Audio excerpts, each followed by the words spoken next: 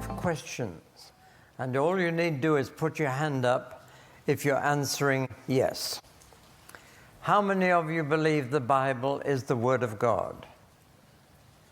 That's almost unanimous.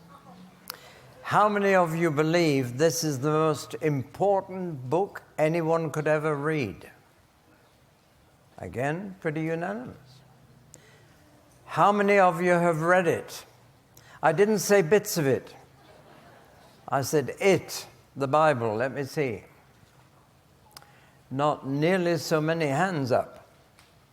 How many of you have read any other book right through? There's something wrong here. Seriously wrong. You just said this was the most important book anybody could ever read, and you've read other books right through, and you haven't read this. Question number 5. Be very careful about putting your hand up on this one, because the Lord will see it. How many of you are going to read it? All of it? Good.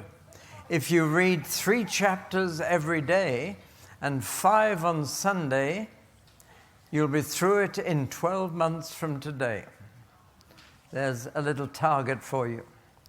But I admit it's a... Thank you for watching.